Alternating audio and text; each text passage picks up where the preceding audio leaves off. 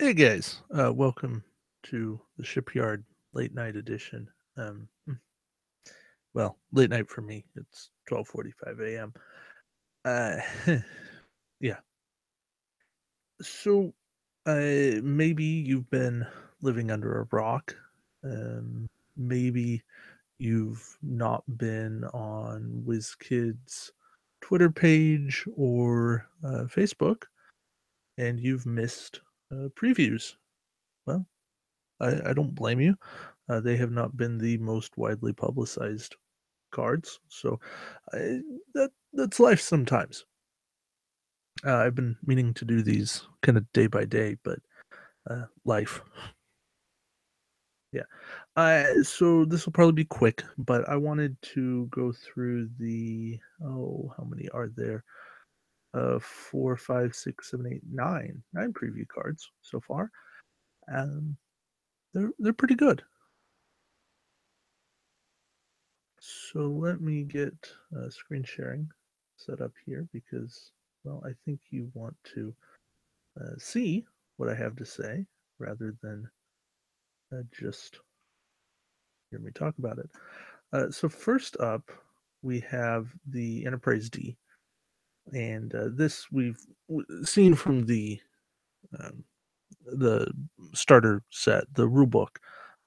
In fact, this is in the starter set.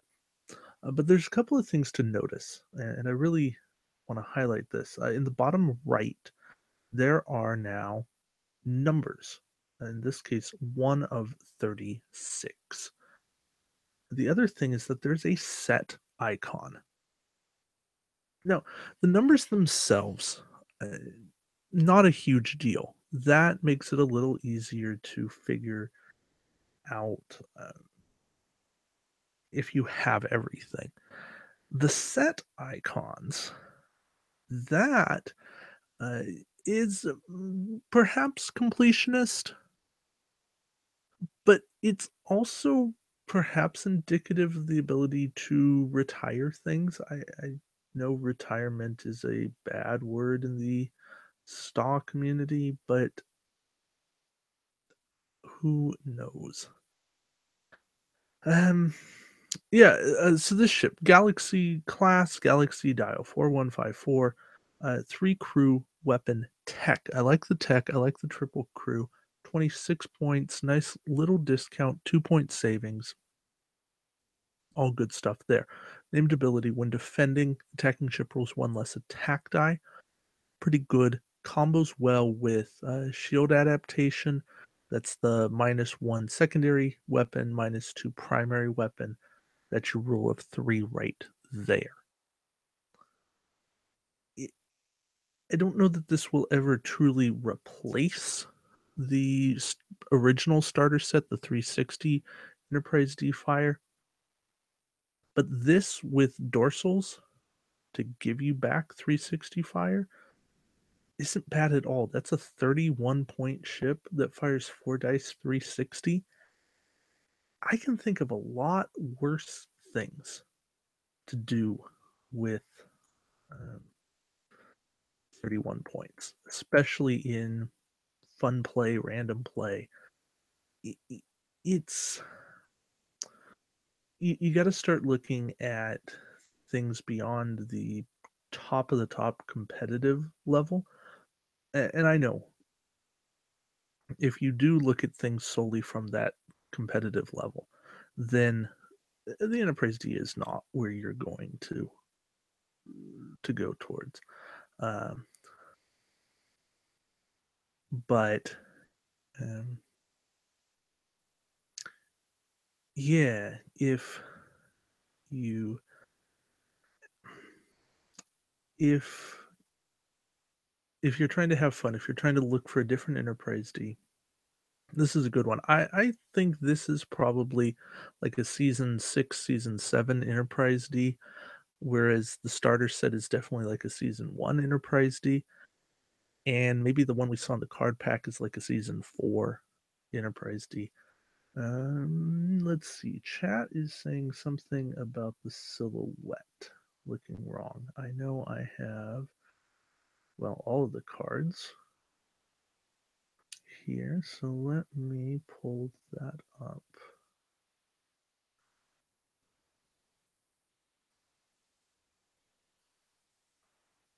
Uh, looks the same to me. Let me pull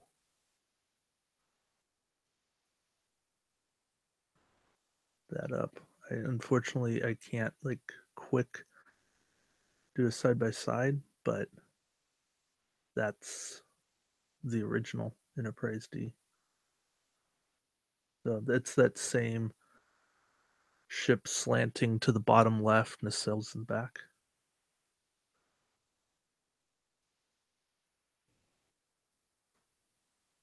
And then, yeah, so looks the same. It is a weird silhouette. I acknowledge that, but it does look the same. Oh, looks like an ambassador. Yeah. Well, the ambassador and the galaxy look pretty similar, but eh, I know they're not identical. I am well aware of the differences. Um, let's move to the other ship, the third division battle cruiser.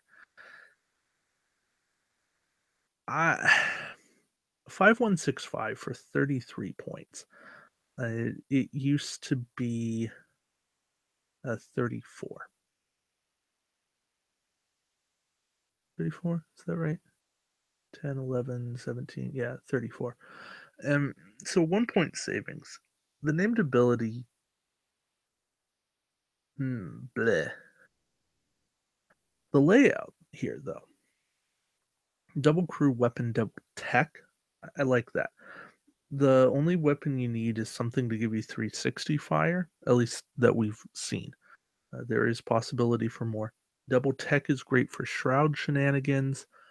Double crew, again, great for Jem'Hadar crew.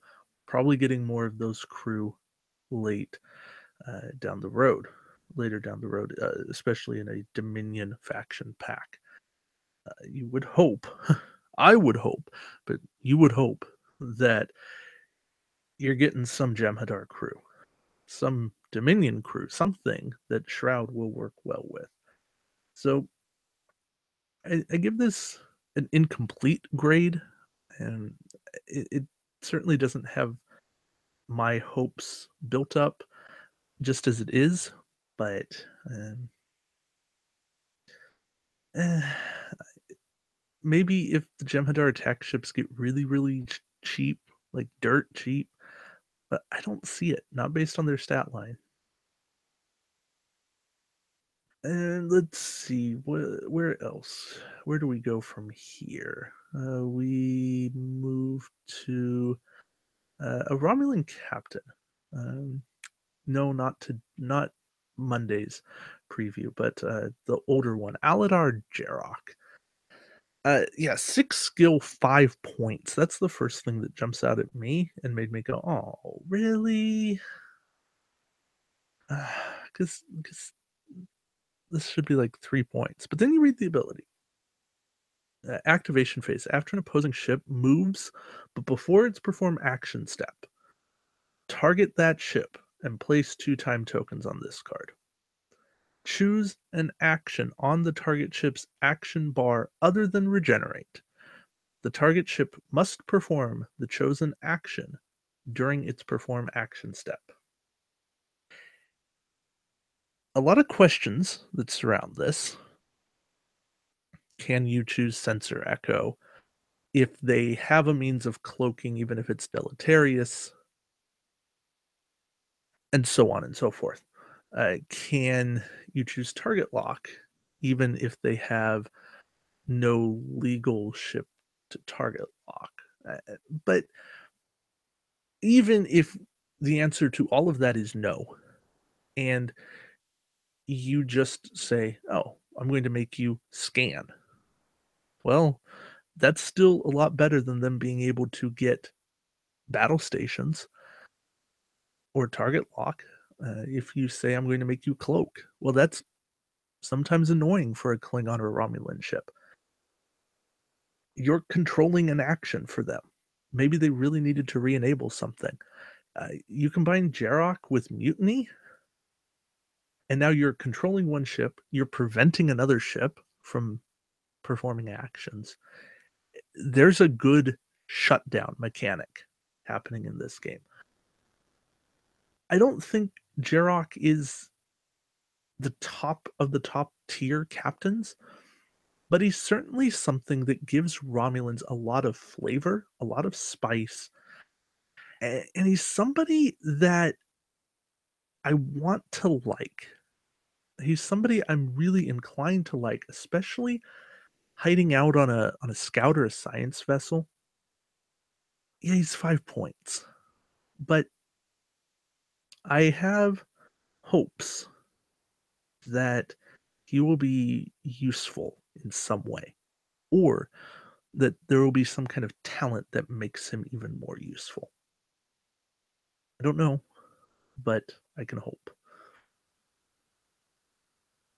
All right, since I teased at it, let's just jump straight to um let's see if I can actually get it open. The other Romulan captain. Oh, not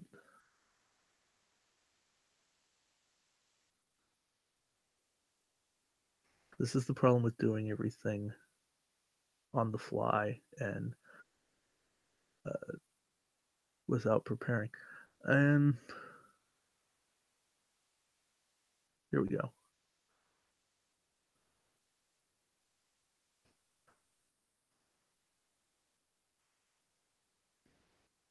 There. Tomalak.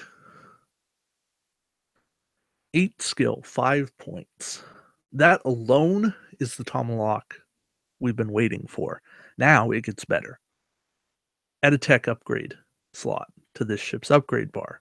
Okay, I'm happy. But wait, there's more.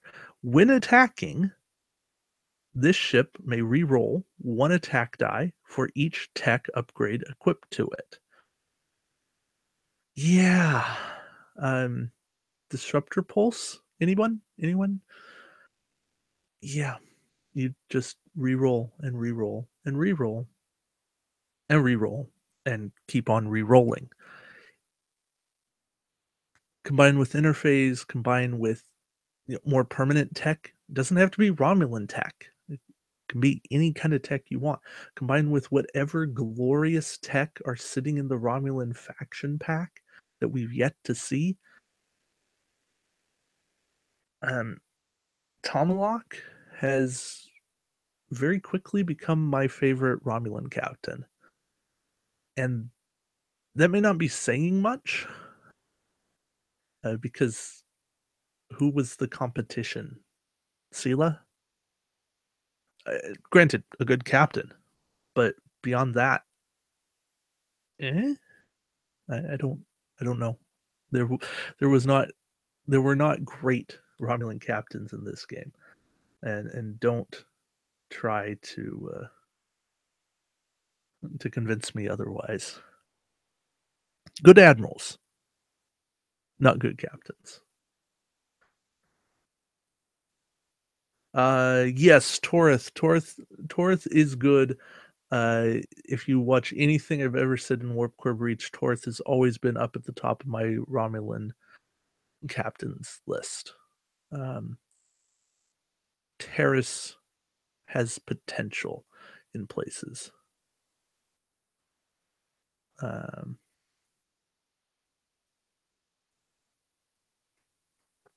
but yeah, Tomalak definitely my favorite Romulan captain now.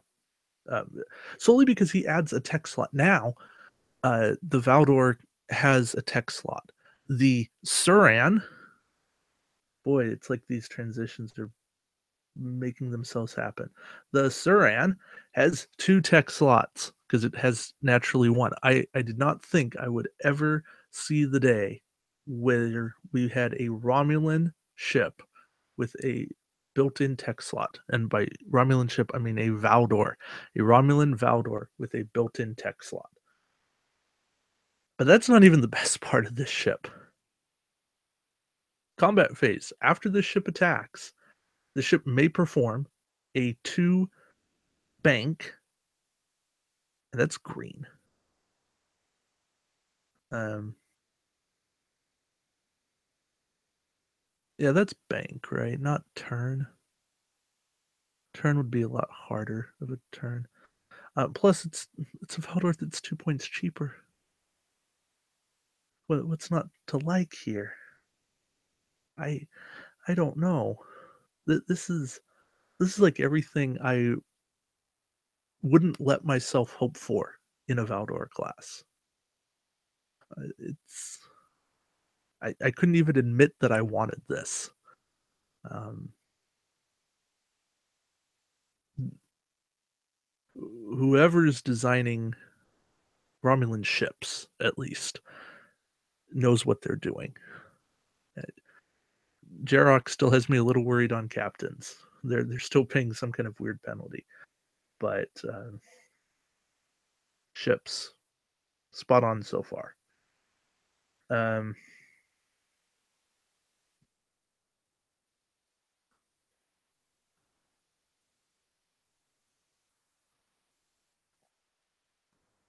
yeah, the question still remains: does this work after every attack? I don't know. I don't want to know.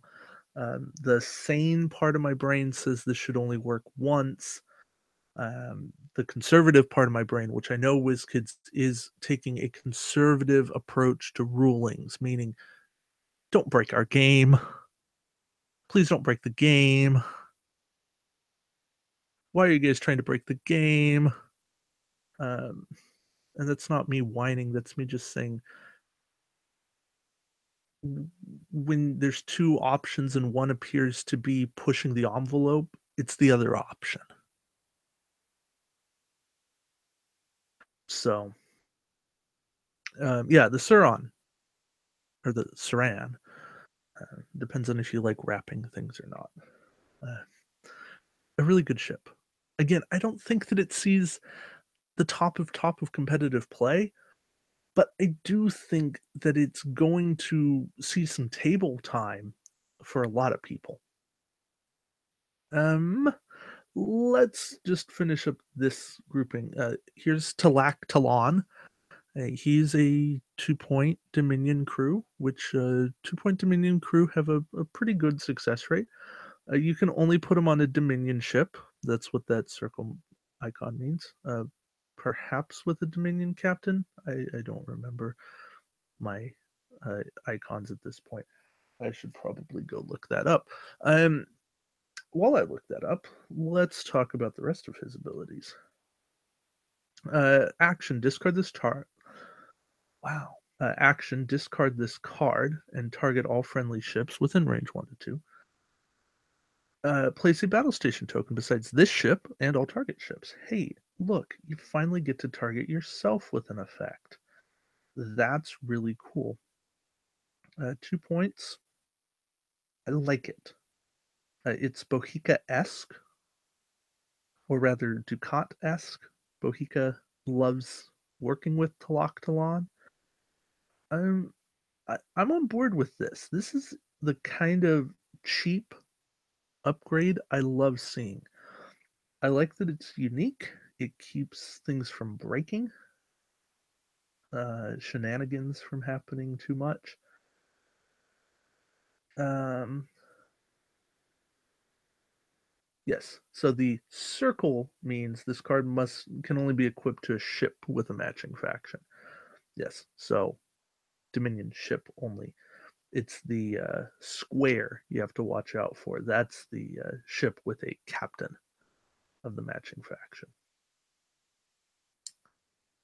Um, yeah. So Talok-alon, I rate him pretty highly. He's up there as like if I got to give a grade, probably a B plus at this point.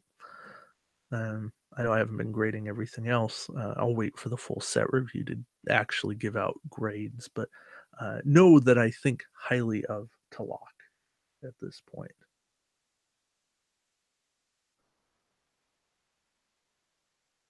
And since I've got this, uh, here's Deus, or as we like to say, Deus. A 6 skill, 4-point Dominion Captain, a Vorta. Uh, Action, target a friendly ship within range 1 to 2. Equip a crew upgrade that was discarded from the target ship to the target ship. The target ship cannot attack this game round. Now we need a new icon for target ship because we're saying the target ship too many times. If you guys recall, there was a Vulcan captain by the name of, it'll come to me. I believe it was I want to say Surak, but that's wrong. That's a class. Vanek? No, Vanek's the discounter. Uh, Solok? No. Sopek. Sopek, that's the one. And Sopek was action. Choose one of your crew upgrades that was discarded from your ship. Redeploy that crew upgrade and put an Ox power token beside your ship. Sopek saw play for a good long time. And then he didn't because you used up your action. You got your crew back. Deus feels like he's doing the same type of thing. He's given crew back, but he's costing a target ship, not his own, because he can't do it to himself. Boy, a lot of people are going to miss that one. But not you guys, not you intrepid folks who are watching the shipyard. Um, you guys will not mess that up. You can't target yourself with this ability. So you're giving up attacks to get your crew back. If it's something, boy, I hate to say it, but if it's something like Varel, it's worth it. If it's even something like Goval, where you're discarding and then you're getting it back, that's really good. Oh gosh, Linalis protecting Madrid. This is more uses of Madrid. I, well, there you go. That's things it can be used for, because you don't care. You don't care about that ship attacking. That ship's only purpose is disruption. So yeah, that's Deus in a nutshell. Um, yeah, you can bring back one. Thanks, Nick. Um, yeah, I'm.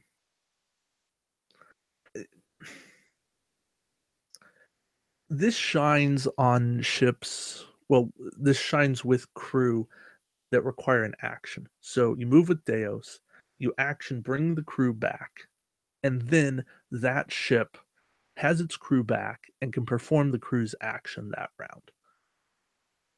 And since Deus is low enough skill at 6, you can keep doing that, get your crew back, and it keeps on keeping on. Granted, you have to stay at range 1 to 2. And Deus is going to be target 1. But if Deus is on a cheap ship, then you're wasting a lot of time killing that ship where you're not killing the big important ship.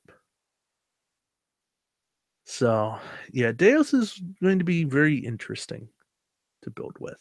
Um, I look forward to that, and I also don't. All right, so we've gone through a lot of these cards, but we still have a few left.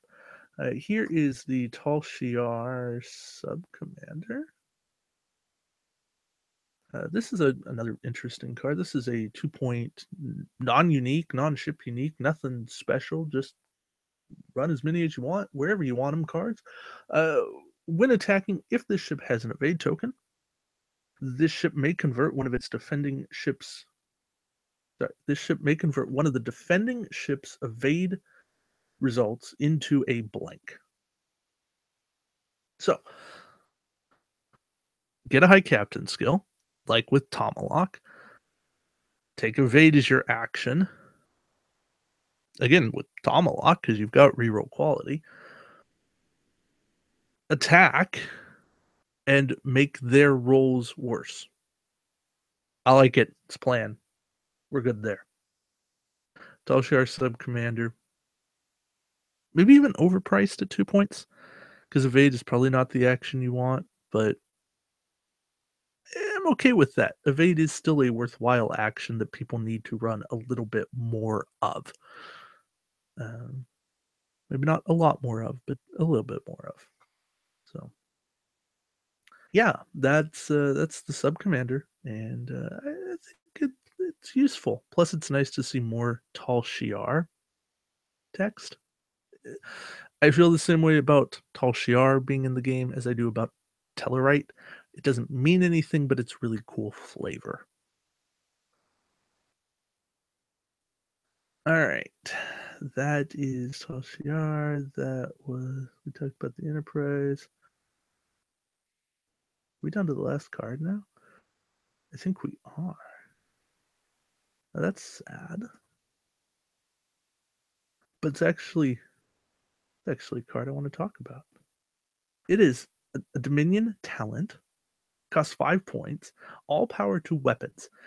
Dominion ship, Dominion captain, that's a score token, whole 5 plus. Lots of restrictions here. Why do I want to talk about this? Because it's actually good. Combat phase. Place 3 time tokens on this card and disable this ship's shields. Continuous effect. This ship's shields remain disabled. This ship can only perform green maneuvers. Okay, so far this has all sounded bad.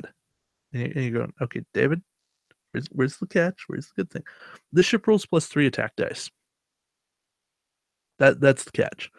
Put this on a battle cruiser or a battleship, you're rolling 8 or 9 dice for 5 points. Nothing special, and you're good. Put volley of torpedoes in there, now you're buffing multiple attacks. Put your secondary weapons in, you're good. This is all you need in order to be an offensive behemoth. It's really difficult for any faction to get +3 attack dice consistently. I'm talking consistently. This gives you 3 rounds of it. Granted, your shields are down. That's going to suck. But you can do things to divert attacks. Have a draw fire captain, run old core, run diplomacy. Uh, don't run diplomacy. Run projected stasis field. Run some attack cancellation. It'll work.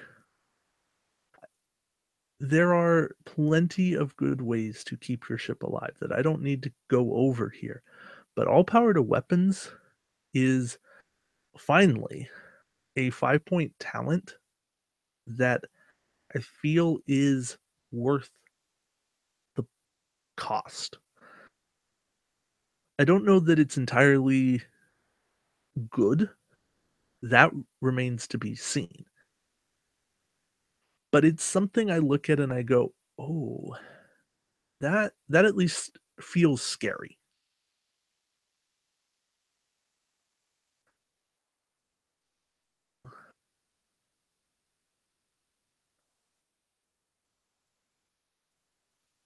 Um, okay, so the reason I say 3 rounds is that The three time tokens are the three time tokens keep the card from being able to be activated again. The continuous effect token stays in play so long as the ship's shields are down.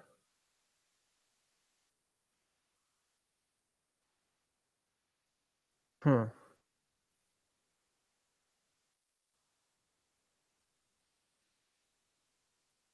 Hmm.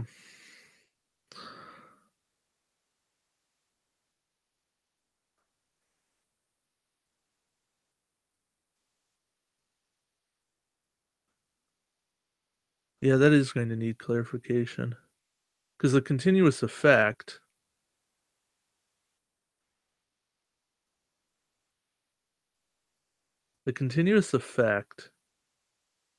functions regardless of the card being time tokened or not. But what happens when there's time tokens removed from it? That might be it. Yeah, if you can't use the continuous effect until the time tokens have been removed, that would make a lot more sense. So you activate it in presumably the first round of the game, and then you have to wait until the fourth round before you get to fire with more dice. That that's rough.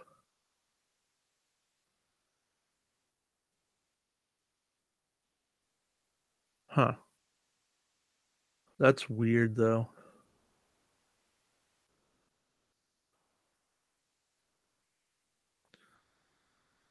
That's a weird card. Yeah, the more you put things on. See, I understand the mechanics of starting to transfer power, but in the show, transfer of power is almost instantaneous. Yes, I know you can. There's cards that remove time tokens, but it's not. Those aren't the those aren't the defining cards.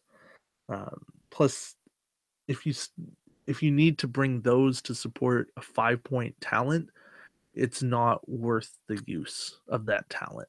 There's other ways to get additional attack dice that I'd rather go down. Yeah. Yeah. So another question in chat was about um multiple or multiple Tal Shiar. Um,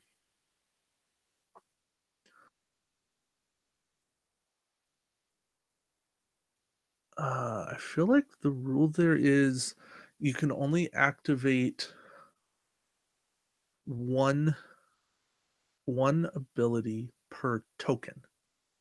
So if you had multiple evade tokens, you could activate multiple Romulan or multiple Tal Shiar sub lieutenants.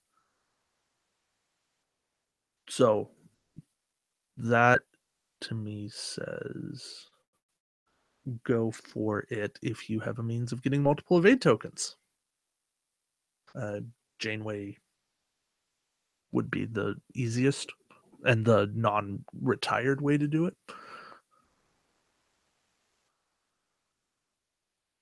I know there's other ways that exist, but Janeway's the one that springs to my mind.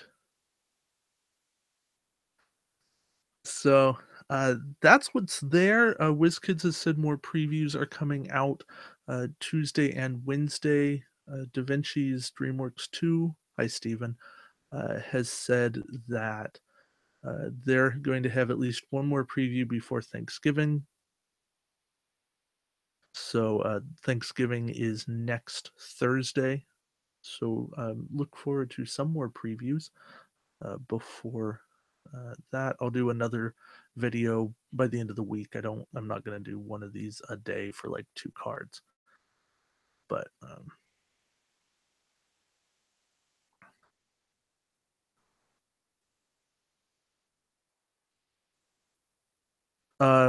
Nick, one ability of same per ship per round is about actions. That's why that doesn't work. But you can activate multiple shrouds per ship in the same round because it's one effect per card per round. It's actions, not abilities. That's the difference there. So Smiley Darrow or Lindaro, that's the distinction between them. But yeah, if you have the same card that, or if you have a card that does exactly the same thing, it's why the whole cards that prevent disables work in massive synergy. Um, because otherwise you couldn't, um, like if you use Captain Golmadred and you prevent your action or you prevent the discard with like Lee Nollis, and then you transfer that to Goval, you couldn't if somebody else tried to affect Madred, your Madred, you couldn't then Lee Nollis again by that logic. But um, actually, you couldn't do that because then that's using the same card twice. But setting that aside, if you had another card that prevented a captain being discarded, then you couldn't do it by your logic, but it does actually work because it's you choosing to activate a different ability. It's all about the actions. That's the difference. Yeah. Real solely about actions. So, all right. Yeah. So previews are cool. Good to see previews again. We will call it there. Um, hopefully, hopefully you guys enjoyed. I don't know what this was. 20 minutes, 30 minutes, almost 40 minutes of talk. Yeah. Um, and don't forget Star Trek Adventures on Friday at 7 or so Pacific. We've got a big crew. We've got a new player, and we've got some interesting things going on. We got a lot to cover, so tune in then. More good stuff coming from the shipyard this week. Pandemic Legacy campaign videos happening too. So enjoy, guys, and until next time, we'll see you around the shipyard. Take care.